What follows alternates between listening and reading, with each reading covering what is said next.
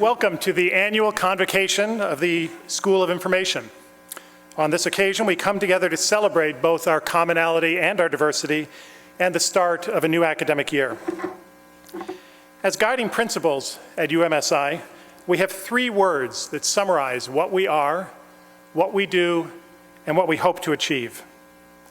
Those words are inspiration, innovation, and impact. As faculty, we seek to inspire our students, though as often as not, we find we are inspired by you. Even more exciting is the fact that over the next year, you students will find yourselves inspired and challenged in a good way by your fellow students. We are proudly innovative at UMSI. We were one of the first iSchools in the world when we formed the School of Information back in 1996. And our new BSI program is one of the first of its kind in the nation.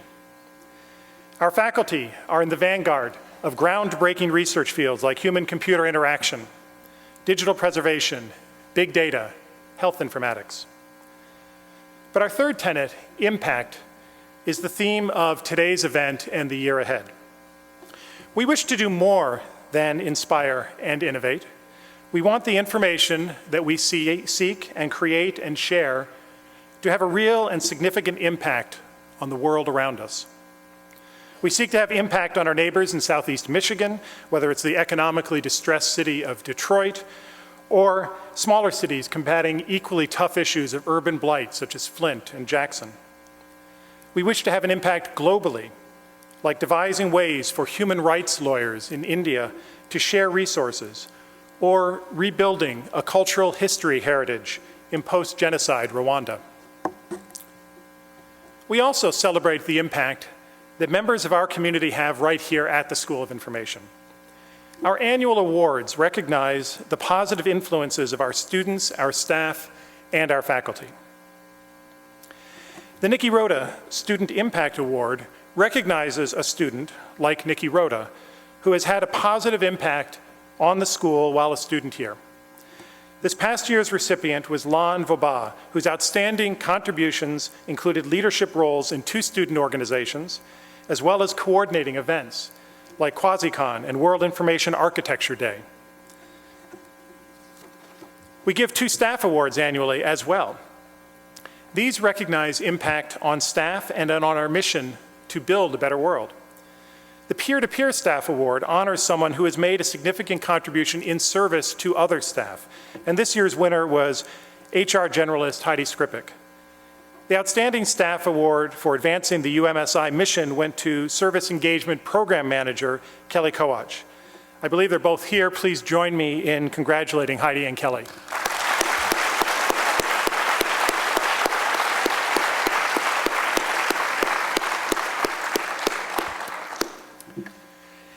Our faculty awards reflect our commitment to teaching, to service, and to community engagement. Although we'll be doing more formal presentations of these awards at our first faculty meeting in October, I wanted to announce them to this larger group first, so you all can have the fun of seeing the surprised looks on their faces when I name their names for the first time. This year, our Excellence in Instruction Award goes to Assistant Clinical Professor Christian Fontecchiaro. Kristen, where are you?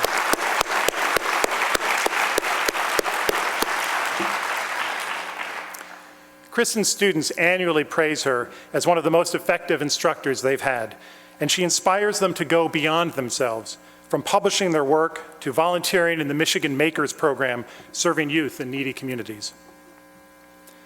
The Michael Cohen Service Award, which recognizes commitment to serving the UMSI community and mission, goes this year to research professor Stephanie Teasley. Stephanie?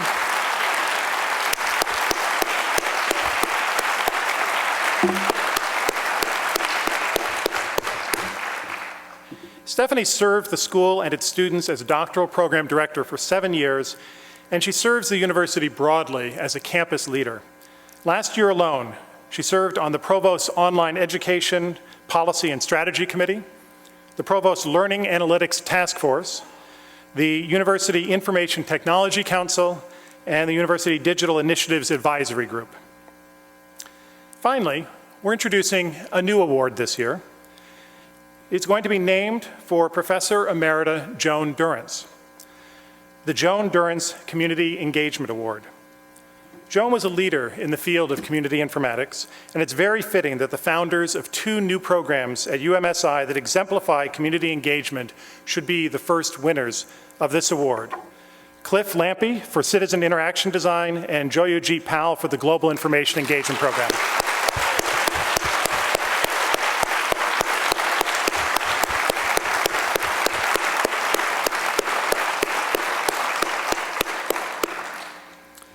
You'll be learning more about these two programs in a few moments. 2 years ago, in fact, right now, 2 years ago, at the 2012 Convocation ceremony, I announced a new school program that we called the Initiative for Information Impact. The premise was to give students the opportunity to solve real problems while gaining hands-on experience in the field of interest. These programs would epitomize action-based learning. While several of our existing programs fall under the 3I umbrella, and we've created several new programs, there are two, both in their first year of existence, that exemplify what we mean by information with impact. The first is Citizen Interaction Design, a partnership between the School of Information and the City of Jackson, Michigan, conceived and developed by Cliff Lampe with program manager Kelly Coach and Scott Tenbrink, the Jackson project manager.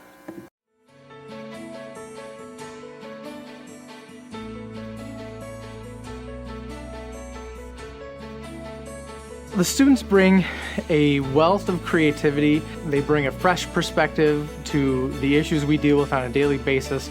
I think a lot of people have changed their paradigm about how academia and practitioners and the public sector can work together.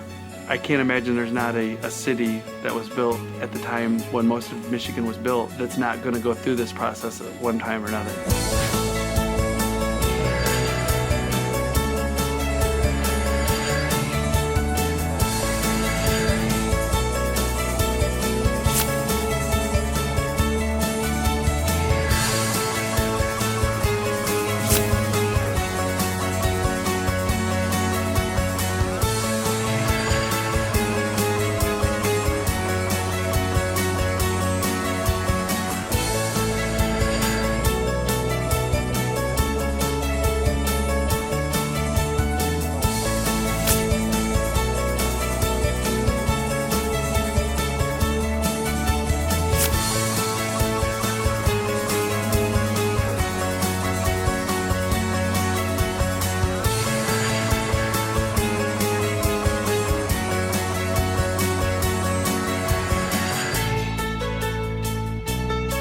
We've learned so much about ways we can be better, and I think our community will truly benefit from the partnership that we have with U of M. Our communities around us should stand up and take notice that Jackson isn't the same old Jackson.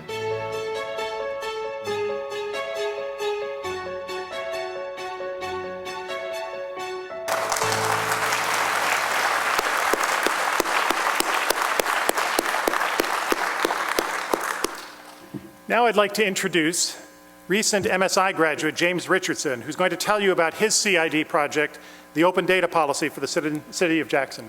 James.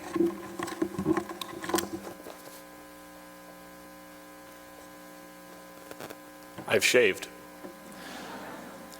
Last winter, I was fortunate to have the opportunity to work on a project with great local impact, the Citizen Interaction Design Project in Jackson.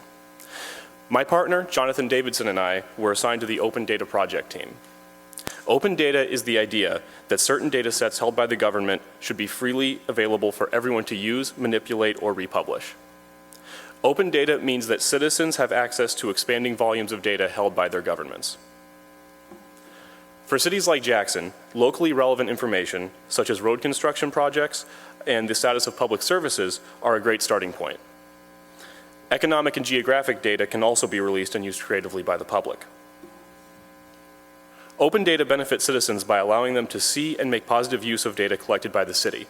It can improve economic efficiency and innovation by entrepreneurs, and it can support data-driven decision-making by NGOs. Open data also benefits the government by alleviating some of the administrative burdens associated with responding to individual citizen requests for data. It empowers greater intra-government collaboration between city departments and between governments and citizens. Creating a policy for Jackson was one of the most enjoyable challenges of this project. Most existing open data policies at that time had been enacted by big cities like Chicago or by nations like New Zealand. Policies that work for a national government or a major metropolis don't necessarily translate to mid-sized Midwestern cities. Our policy had to be lightweight and agile, so we made open data the responsibility of all of Jackson's city workers. We encouraged citizens and Jackson's elected officials to participate in identifying valuable data sets, and we were able to pioneer a novel approach that will hopefully prove to be a blueprint for other cities that wish to pursue open data. Introducing the policy was our next challenge. We had some great support for our policy, but we also met some resistance. We realized that to UMSI students like ourselves, the idea that open data was mutually beneficial to government and citizens alike was self-evident. However, what is obvious at UMSI is not always quite so apparent to people who aren't deeply immersed in the study of information science, even if they are otherwise well-informed. We found the solution was right in the name of the project, citizen interaction. We made extra trips to Jackson to meet with citizens, government workers, the business community, local nonprofits, and elected officials. We learned about their concerns and perspectives, and we also had the opportunity to better explain the meaning and advantages of open data to them. And little by little, it worked. At most of our meetings and presentations, we walked into a room with a skeptical audience. More often than not, though, the skepticism faded and even transformed into enthusiasm. Our greatest impact, both for ourselves and for Jackson, was in working with people face to face to create new value for information, technology, and open data. Our efforts paid off in May, when our open data policy was passed into law by the Jackson City Council. It's the first such policy in the state of Michigan, and implementation is progressing today. Open data and all of the successful citizen interaction design projects in Jackson are clear demonstrations of impact at UMSI.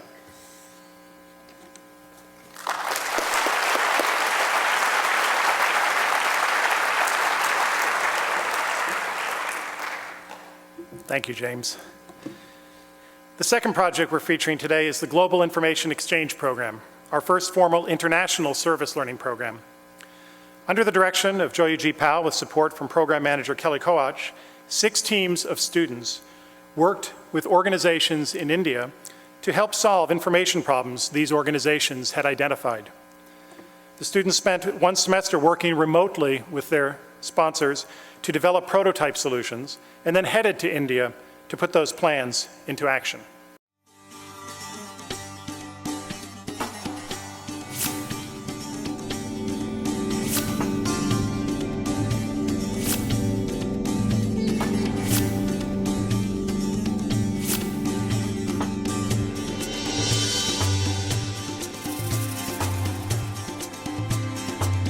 It's a wonderful opportunity to grow in a set of skills that we've been developing at the school.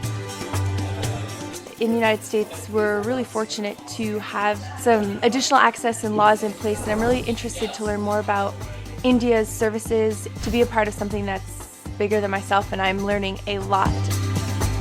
Our group is really passionate about healthcare. Our group consists of students in the School of Public Health and in the School of Information. This has been a very eye-opening experience, and it's just something I think I'm really lucky to be a part of.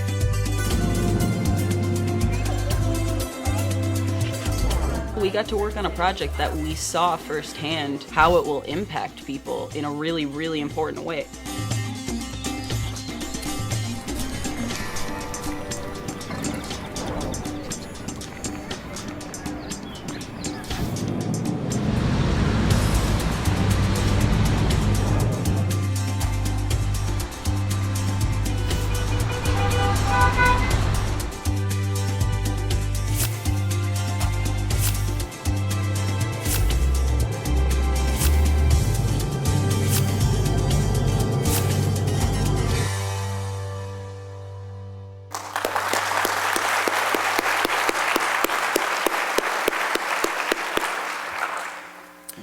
One of the program participants has joined us today. Elise Guilfoyle, also a recent graduate, is here to tell you about her team's project, which started out as a website focused on India's disability policies. Elise?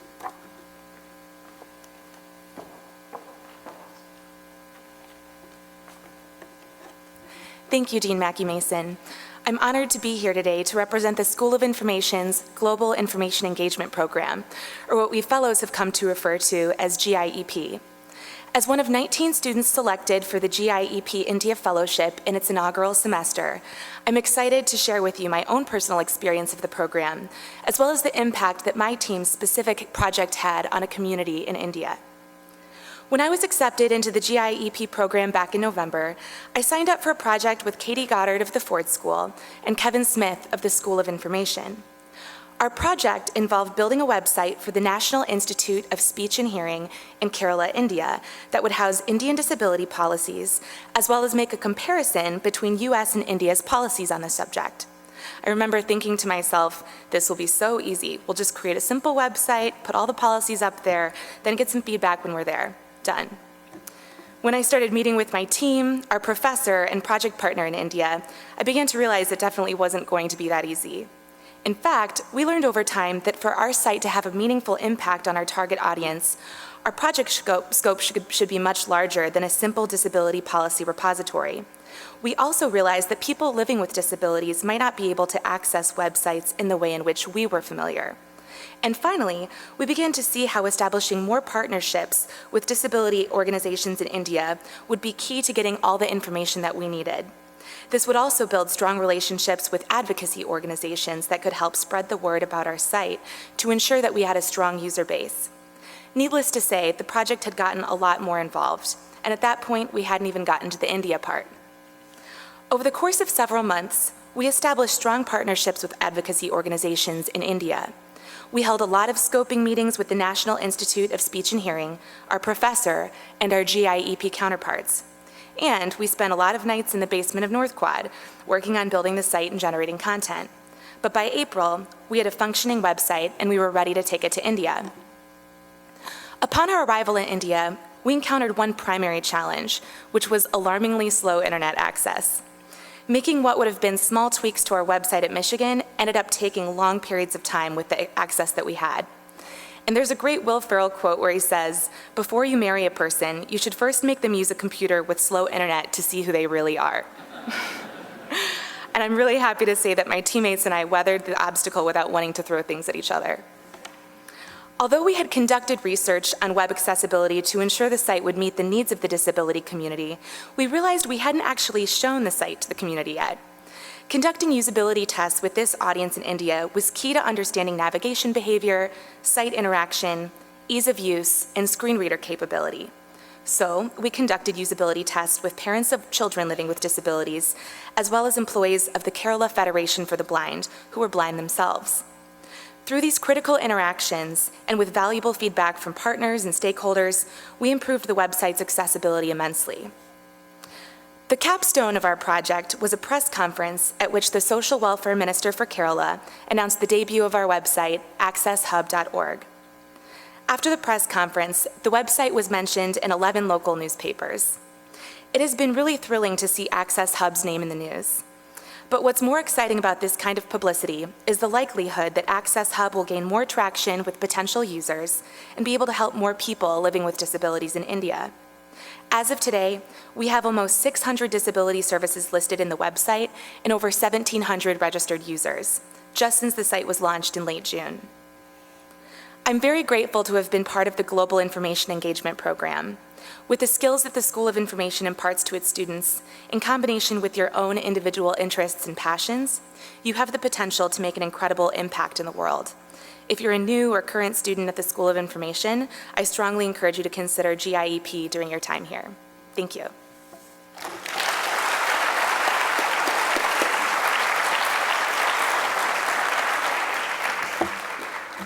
Thank you, Elise.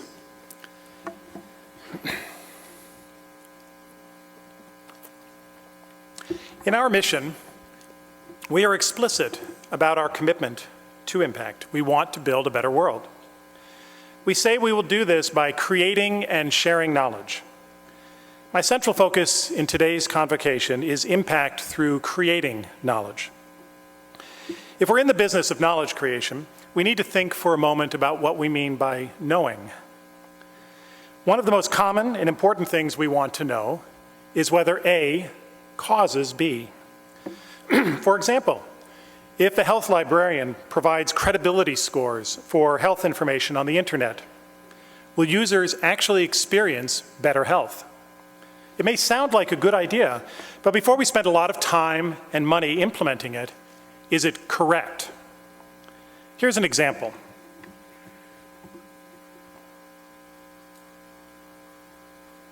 As you can clearly see, Tyler Vegan, using reliable data from the U.S. Federal Aviation Administration and the U.S. National Science Foundation, has shown that the number of space launches in a year determines the number of sociology doctorates awarded. Now, has Tyler created new knowledge? Has he answered a previously unanswered question? More precisely, has he answered this question correctly? Do we know that A causes B, that launching satellites cause people to earn doctorates in sociology? I think you're all comfortable seeing through this trick. Tyler has found a strange correlation, but correlations are not causation. For example, it takes at least 4 years to get a doctorate in sociology. So let's replot the data showing doctorates earned 4 years after launches. They don't really seem to have much to do with each other, do they? You might think this is silly, that people wouldn't be fooled by bad science like this. But they are, all the time. For example, a remarkably high fraction of the health news reported on the internet, from the Huffington Post to the New York Times, is reporting correlation, not causation. But then the writers suggest that we should maybe rely on these correlations to make important individual and social policy decisions. For example, I went to the Huffington Post this weekend and read one of the first stories that came up on its health page. The title was, "How Gratitude and Kindness Go Together for Brain-Changing Happiness." The author, Kelly Edwards, is a registered psychologist. Sounds credible. She tells us that expressing gratitude is, quote, something that will transform your life. She tells us, quote, "I know that my brain is changing for the better." Wow. How does she know this? Well, first she refers to peer-reviewed research by Barbara Fredrickson, who, quote, discovered that people who flourish have a 3-to-1 ratio of positive to negative emotions. Note that this is a correlation. Among people who flourish, we see a higher positivity ratio. From Fredrickson's correlation, Edwards asserts causality, quote, increasing the frequency of these positive moments matters. But Edwards offers zero evidence that positivity causes people to flourish. One of the great reasons to spend time at a university, even if you have no intention of becoming a professional scholar, is to improve your ability to answer previously unanswered questions. One part of this is becoming aggressive about spotting attempts to substitute correlation for causality. This is an example of what we call critical thinking. If you want to have positive impact on the world, your actions need to cause the right effects. Today's takeaway, the TLDR version, is that anytime someone presents you with a conclusion, your immediate response should be to ask at least 2 questions. Don't just accept what you are told. Challenge it. Is it really true? You students are lucky. We have the world's most talented information school faculty. Let's learn something from them. I'm going to illustrate how our faculty go about discovering causality and how much work it takes by discussing 3 examples of their recent research. The first study is by Rae-Yong Yang, Mark Newman, and Jody Forlisi, Making Sustainability Sustainable. Yang is a UMSI PhD student, Newman is a faculty member here, and Forlisi is at Carnegie Mellon. Yang et al. Ask the following previously unanswered question. Does a smart home device, the Nest learning thermostat, cause people to change their heating and cooling behavior over a period of at least a year? This is an important question. It helps us in the quest to design Internet of Things devices to reduce our harm to the environment and to save money. Their first finding: people with the Nest did engage in more active heating and cooling control after they bought it. Yang et al. Learned this by having the subjects keep activity diaries and by interviewing them. So, have they answered their research question? Can they publish an article now, get famous, stimulate a lot of profitable investment in new smart home devices? Are we ready to advise the government to raise our taxes to give subsidies to people who buy Nest thermostats? No. Let's try my advice. When faced with an assertion, ask at least 2 questions. The first challenge question might be, user behavior was different after they bought the Nest, but how do we know the Nest caused the change in behavior? Maybe there was a lot of public concern about global warming that month, and people generally got more careful about heating and cooling, whether they had a Nest or a conventional thermostat. In that case, if we start spending tax money on subsidies for Nest buyers based on the mere correlation, we might have no effect on energy conservation except to make taxpayers poorer and to divert resources from something that might actually help us, like developing an HIV vaccine. A second challenge question. User behavior was different after they bought the Nest, but does the behavior change last for more than a few weeks? Maybe we're seeing a new toy effect, but no lasting impact on sustainability. So, this time-consuming, expensive study, which required finding willing subjects, paying them to participate, getting them to spend hours writing diary records and being interviewed, all that effort was not enough to answer the research question. However, Yang et al. Knew they hadn't answered their question yet, so they performed 2 additional studies. First, to determine whether it was getting a Nest or something else that caused the behavior change, like lots of global warming stories in the media, they found another set of people willing to be studied who had conventional thermostats. What Yang et al. Found is that there was a difference. People without a Nest controlled their heating and cooling less actively. So that helps answer the question. There's now at least some evidence that the smart home device, the Nest, made a difference. But what about the next challenge? Does the Nest cause a change in sustainability behavior that lasts at least a year? It costs about $250. If it's just a toy that we play with for a few weeks before we go back to our old habits, it's probably not worth it to buy one. To deal with this part of the question, Yang et al. Did yet another study. They recruited most of their original Nest users to participate in yet another in-depth interview about their behavior a year later. What did they find? No. Behavior changes did not persist. So there we are. Despite some supportive evidence, the final answer is no.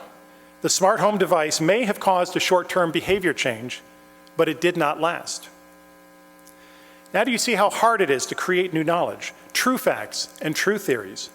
Anyone can spin a story to explain a correlation, but it takes patience, creativity, and a drive to keep asking questions if you want to demonstrate that A causes B, or that it doesn't. My next example, UMSI professor Katarina Reinecke has been working on answering previously unanswered questions about cultural differences in visual preferences. People increasingly acquire and interact with information visually on screens. Suppose you're trying to help people across multiple cultures through providing health information about, say, diabetes. We know you'll have more impact if you offer versions in their local languages. Should you perhaps also offer multiple versions with different visual designs based on their local preferences? Reinecke, in a CHI 2014 article with Christoph Gaios, asked whether preferences for specific visual features are different around the world. For example, should the amount of color used vary by country? Well, you can't just ask people their preferences. For one thing, if Indians say they like more color, you're left wondering, more color than what? More color than Swedes? So Reineck and Gaius constructed a controlled, randomized experiment. They collected web pages from around the world. They then presented a set of 30 pages to nearly 40,000 subjects from 179 countries and asked them to rate those pages. Thus, subjects in different countries were comparing a given set of pages against each other. We know that more means more like B. 40,000 subjects. That's a lot of work. From it, Reineck and Gaius discovered many differences in visual preferences around the world. But let's look at another example from their findings. They found that older folks prefer more complex websites than do younger folks. Here is some of their evidence.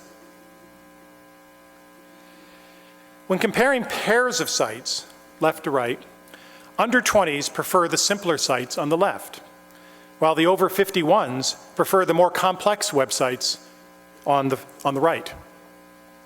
So, you might conclude that as people age, they prefer information to be presented in denser, more complex formats. But remember today's lesson. Whenever anyone presents a conclusion, ask at least 2 questions. So let's challenge this conclusion with a question. How do we know that it isn't just that people are more comfortable with styles with which they are more familiar? Older folks, those over 51s, people like me, are used to Web 1.0 sites from the 1990s and early 2000s. They were text-heavy, graphics light. Maybe they're just more used to getting information from complex websites, so it is experience, not age, that is causing their preference. By the way, this is not a criticism of Reineck and Gaius. They made this point themselves in their work. The difference between 2 stories, which one is the true cause, matters. Suppose you lead, as you will one day, $1 billion web design agency, and think that age is the cause, and so you create 2 presentations for every client web page. But if the real cause is familiarity, not age, then within a few years, all this extra effort would be wasted, because as people of all ages get more used to simpler Web 2.0 designs, the age correlation will disappear. Your business will fail because you incorrectly assumed a correlation was the true cause.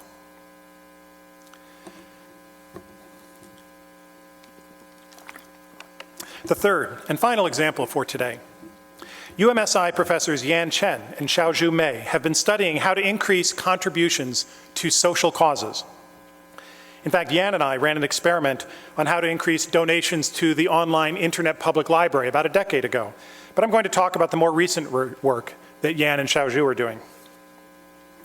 They want to answer this previously unanswered question.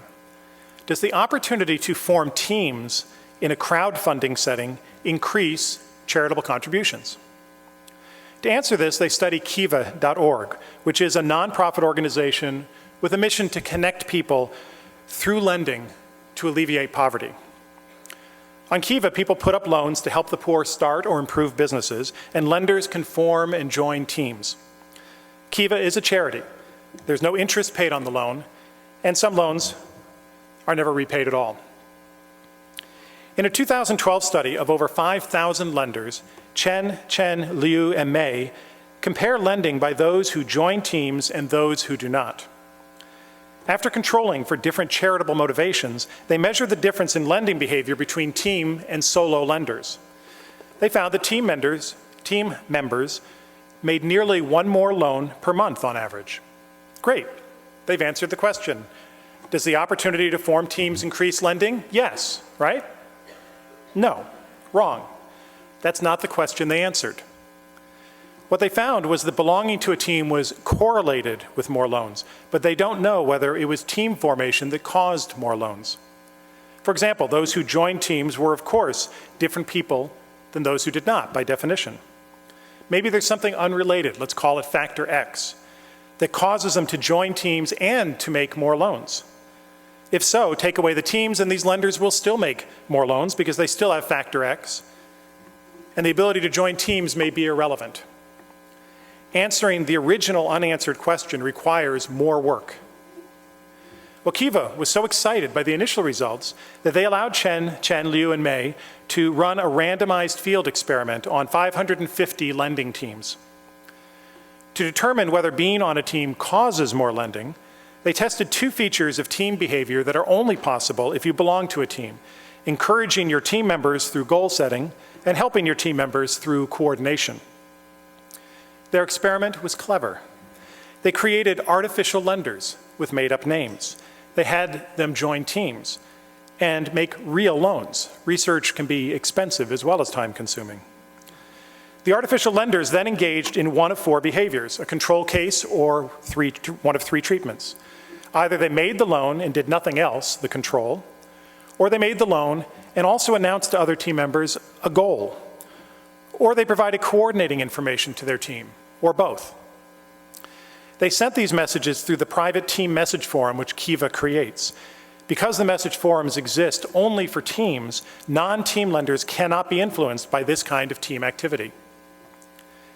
They found that when members of the previously inactive teams were encouraged by both goal setting and coordination, they increased their loan activity by about 1/3 of a loan per month.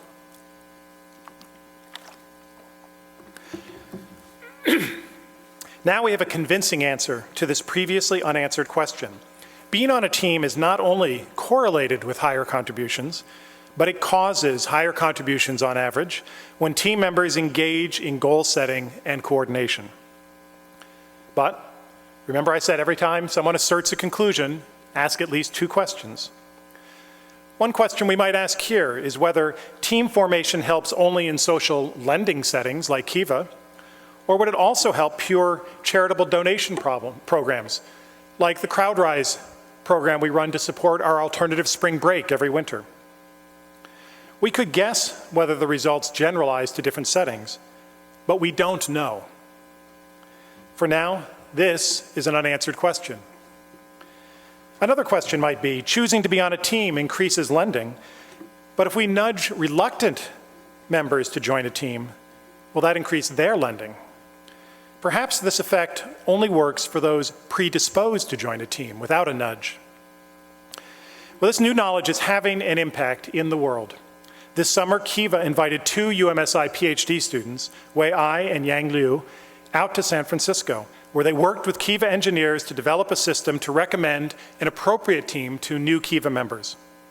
Kiva is currently trying out this new feature to increase lending to fight poverty around the world. And so, the circle of research goes on. So what have we learned today? A fundamental reason to study or work here is to improve your ability to answer previously unanswered questions, to create knowledge. And when you aren't the one creating the knowledge, you should be questioning those who claim to provide it. Every time someone asserts a conclusion, come back with at least two questions. One critical question might be, does the evidence truly answer the question? For example, every day there's a new study reported about surprising behavior on Twitter, Facebook, Wikipedia, Instagram. Ask the question, is this surprising behavior caused by something about Facebook? Or is it something else that's the cause? This matters because if we don't know the cause for behavior, then we can't use system design or social policy to change behavior, to have an impact. A second critical question might be, does this evidence collected in one setting tell us something useful about other settings? For example, do older people prefer more complex information displays across the generations, or is this a current phenomenon that won't be true when millennials become middle-aged? People are quick to apply the results of studies to designing in different settings, and it doesn't always work. Answering previously unanswered questions, solving previously unsolved problems is hard. We have the world's best information school faculty here, and they have each devoted their adult life to learning how to create new knowledge. Their research projects take months or years before they succeed. But because they're careful, because they aren't satisfied with casual guesses and informal evidence, we are making genuine new discoveries here, and we're helping the world to move forward. You students, You need to work hard if you want to have successful careers. You don't need to do that hard work here, but you chose to be here.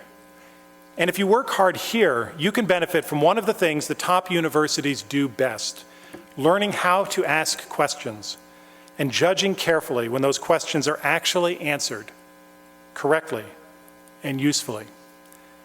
Today's lesson: every time someone asserts a conclusion, formulate at least 2 questions, including here, now, today.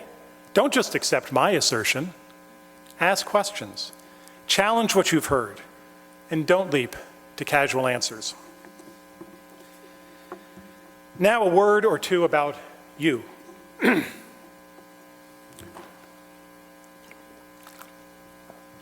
I'm pleased to tell you that we are entering the 2014-15 academic year with the largest number of students in the history of the school. There are 556 of you.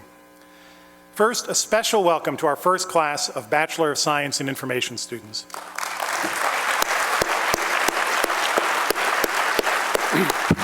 Please stand. Please stand so we can see you.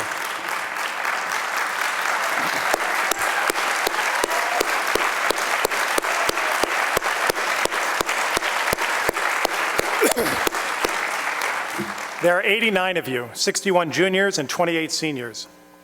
You might recall that at your welcome picnic at John King's house back in the spring, some of you put a personal message on an oversized puzzle piece. Now we're looking forward to having you put your own personal mark on the School of Information. As the first BSI class, you will be instrumental in helping shape this new program, and we welcome your impact. Our Master of Health Informatics program now has 45 students, with 24 starting this fall. We have 370 students in our Master of Science in Information program. Of those, 160 are new. And we have our largest ever incoming cohort of doctoral students, 20 new students, bringing our entire doctoral enrollment to 57. You're an international group.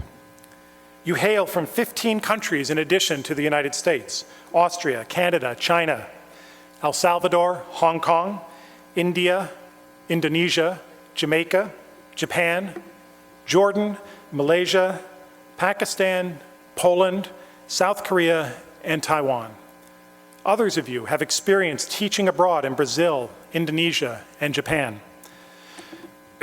You're a socially committed group with service in the U.S. military, the Peace Corps, the AmeriCorps, Energy Corps, America Reads, Engineers Without Borders, the Michigan Community Scholars Program, the United Way Board of Directors, 826 Michigan, the Boys and Girls Club, Girls Exploring Math and Science, and any number of other service organizations. And you're an accomplished group with members who have published books, articles, and blogs, started their own companies, started their own nonprofits, and studied and lived abroad. Among you are Fulbright scholars, McNair scholars, Gates, and Mellon scholars. As accomplished as you already are, we are confident you will accomplish even more here. As you engage with your professors and with each other, as you explore the many paths open to you in your study of information, I urge you to keep thinking about how you can have a positive impact on the school as well as the world outside the halls of North Quad. Consider the words of Bill Gates, who said, "I like my job because it involves learning. I like being around smart people who are trying to figure out new things. I like the fact that if people really try, they can figure out how to invent things that actually have an impact." You are here because you like learning. You are here with some very smart people who share a passion for figuring things out and for finding ways to make the world a better place. Together, let's invent things that have a genuine impact with meaningful results.